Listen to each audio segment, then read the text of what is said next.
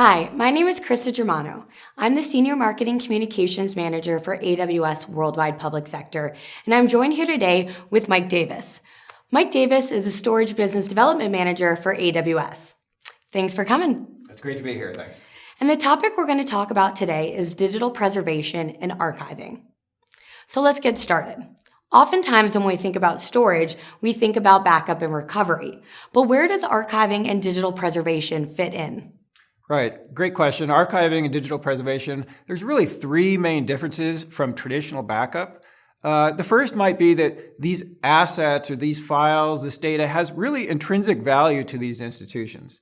It's not just there for disaster recovery. And so the value could be in the form of historical value. It could be in the form of even the licensing value. It could be revenue generating digital assets. Another main difference from backup is that these assets are retained in some cases for very long periods of time. Our customer, the National Archives, has a policy that they will retain these assets for the life of the Republic. And imagine how long that is. Thirdly, this is a primary storage. These are not secondary copies of the assets. And so they're very concerned about durability in the infrastructure. And with the evolving technology space with cloud computing, what does that mean for the role of the archivist? Well, there are a lot of things that have been changing over the last few years. In particular, digital has really become central part of the archivist's job. Even archivists that come from the library space or managing physical museums, digital is now so important to them because the number of artifacts that can be collected and shared and viewed by the stakeholders really proliferates at that point. Now, there's a lot of interesting challenges here. One of the challenges is managing IT infrastructure. Digital preservationists shouldn't have to worry about being IT leaders, and they shouldn't have to worry about the scalability challenges of this sort of these born digital data streams and so forth. Another challenge that they have when the number of digital assets really proliferates is a challenge around taxonomy and search. How do I find something when now I'm managing 100 million assets in my collection? And so it becomes so important to manage metadata and to create as much context around these assets as you can. So you mentioned some of the challenges. How does AWS help with archiving and digital preservation? Sure. AWS is working with a lot of these customers right now, moving their collections into our infrastructure. And a lot of times it's coming from, for example, tape-based archives, which have lots of management challenges, scalability challenges, quality and durability challenges.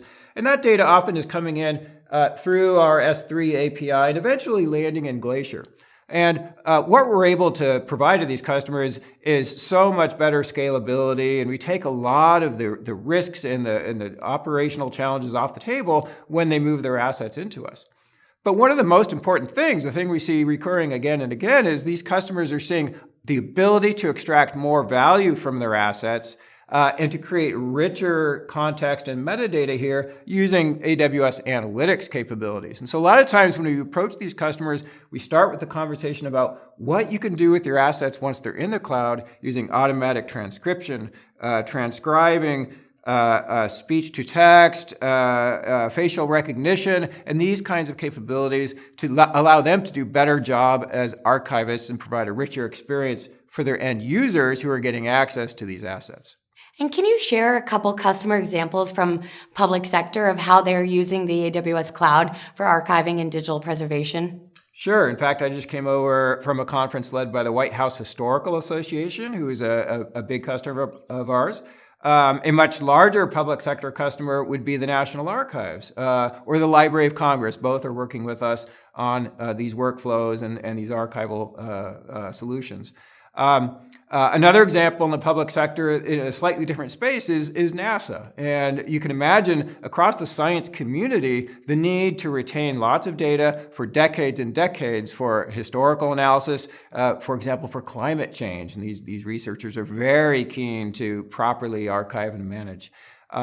And what's great in my role is I can see these patterns repeat in other areas like the commercial sectors. Fox Pictures, for example, is doing archival on us. And you can imagine the film studios with deep and rich archives having some of the same problems, as well as broadcasters like Turner Broadcasting. So we've been very successful in this space because of the value proposition we've been able to offer both at the storage layer as well as in analytics and insight and context for around metadata. All right, thanks, Mike, for sharing a little bit about digital preservation and archiving, and thank you all for joining us. If you have more questions, you can follow up with us on Twitter at AWS_Gov.